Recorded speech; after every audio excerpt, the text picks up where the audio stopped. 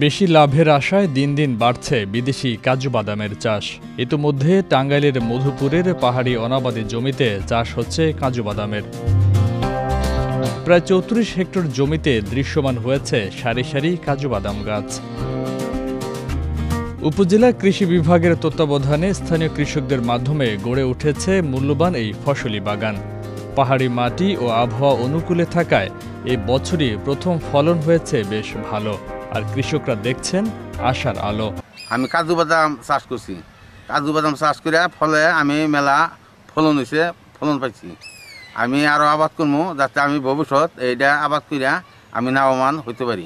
পুষ্টিগুণ সম্পন্ন এই ফলের দানাদার অংশ কাজু বাদাম হিসেবে নানা ঔষধি কাজে, সুস্বাদু রান্না সহ এটি চিবিয়েও খাওয়া যায়। ফলটির রসালো অংশ দিয়ে ভিনেগার ও অ্যালকোহল তৈরি করা হয়, তাই প্রাচীন কাল থেকে রয়েছে এর নানাবিধ ব্যবহার। এই মালিক ভাই কাজু বাদাম আবাদ করা শুরু করছে, এটা ভালো একটু ফলন হইছে। কৃষি সংশ্লিষ্টদের দাবি, উৎপাদন সংরক্ষণ ও বিপণনে সঠিক বাস্তবায়ন করা গেলে লাভবান হবে কৃষক ও কৃষি অর্থনীতি। মালিক ভাই যদি এটা লাভবান হয় তাহলে তার দেখাদেখি আমরা আগামীতে আরো চাষবাস বাড়াবো আর কি। সরকার ও কৃষি বিভাগের মাধ্যমে প্রক্রিয়াজাতকরণ সহ বাজার ব্যবস্থার সহজলভ্য করার দাবি বাদাম চাষিদের।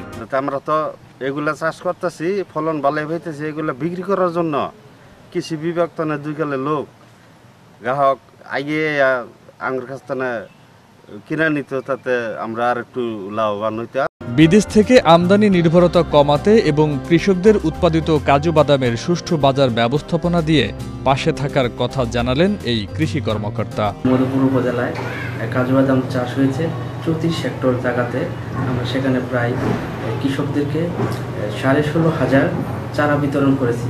এই বছর ফল আসছে কাজু বাদামে।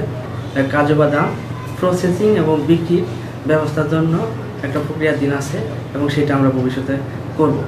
এক সময় অবহেলা অনাদরে পড়ে থাকলেও দিন দিন বাড়ছে এর চাহিদার প্রায় পুরোটাই আমদানি করতে হয় বিদেশ থেকে। উৎপাদন সহ প্রক্রিয়াজাতকরণে সঠিক বাস্তবায়ন করা গেলেই মিলবে সফলতা, এমনটাই দাবি সংশ্লিষ্টদের।